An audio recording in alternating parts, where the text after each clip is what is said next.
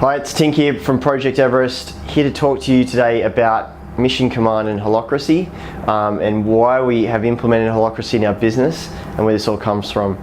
So my background is in the military, and that's how I eventually got into this space. But with the key thing that I took from the military when I was operating in there is this thing about mission command and how you can move things to be a lot quicker in an organization, make faster decisions and move a company a lot faster forward. So this methodology, this thought pattern came from back in the Korean War, where fighter pilots, Americans versus the Russians, and the Americans were trying to work out why they were winning in dogfights, aerial dogfights against the Russian fighter pilots, when the MiG fighter jet was vastly superior in its ability to have firepower and speed. It was a superior plane, however the Americans were beating them. And what they found is that it was actually the Americans, there was a few key differentials which made them be able to make decisions faster. And they just created this circle, which is the OODA loop. It's observe, orientate, decide, and act. And so in being able to be a fighter pilot, or wherever your decision-making methodology lies, it ultimately relies on you going through these four processes. And in a centralized system of a business, in terms of making decisions, if you look at a pyramid, if all the decisions have to go through the top of the pyramid, the top of the hierarchy, then this basically takes this amount of time.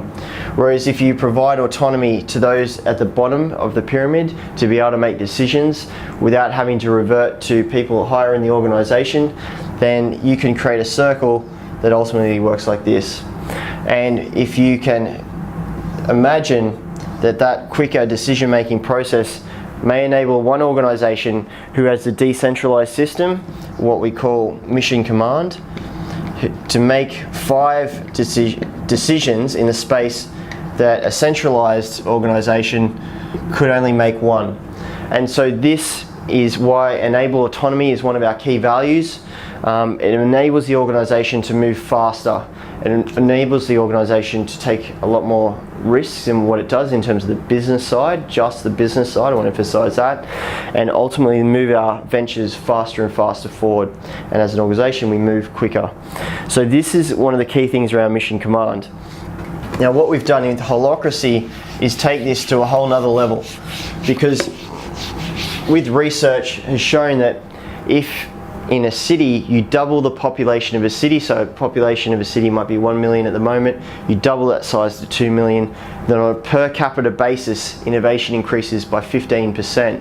Whereas if you take a company which has 100 employees and you double the size to 200 employees, innovation goes down. So in terms of understanding this, and research is done, holacracy was created with the idea that let's make an organization much more like a city.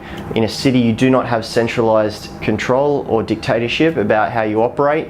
You just operate under a few key components, and that is that in Australia you have a constitution which is the founding legality or legal document in the entire country. It determines the basis of how we do everything.